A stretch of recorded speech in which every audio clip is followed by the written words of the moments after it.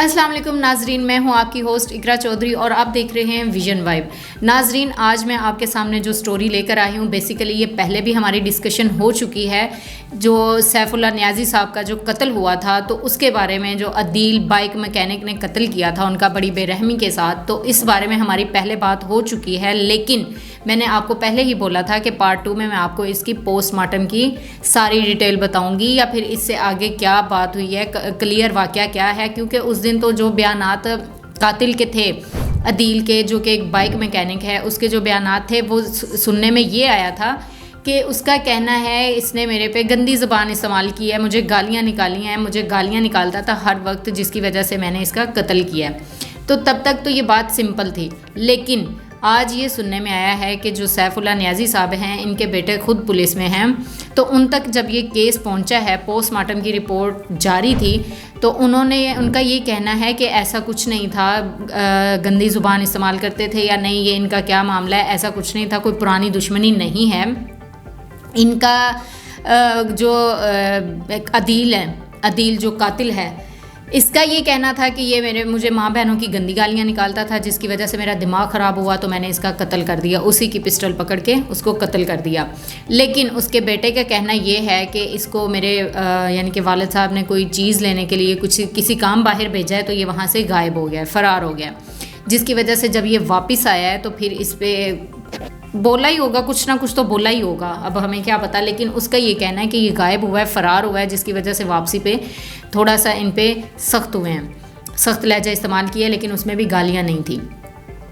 तो इनका कहना ये है और अदील का कहना ये है, और दोनों बहुत डिफरेंट मामलात हैं।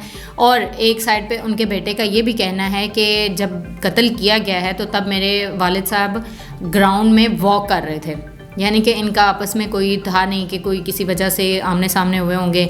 तो ग्राउंड में वॉक करते हुए उसी की पिस्टल पकड़ के तो उसको बड़ी बेरहमी के साथ कत्ल किया गया है। और एक और वजह सामने आती थी कि इसकी दुकान थी जहाँ पे ये रिहाइश पजीर थे, तो नीचे वाले फ्लैट में ये अदील रहता था और अपर पोर्शन पे सैफुल्लाह नियाज़ी साहब रहते थे।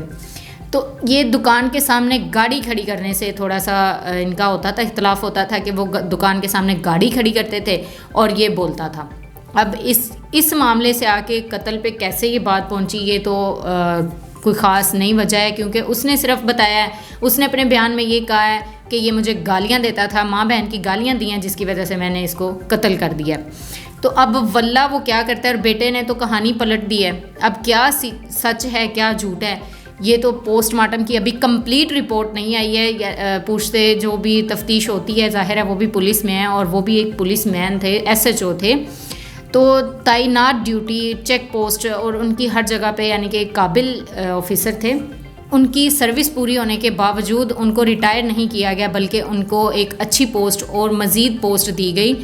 तो अगर वो अच्छे काबिल थे तो दी गई ना, ऐसे तो नहीं कोई भी देता।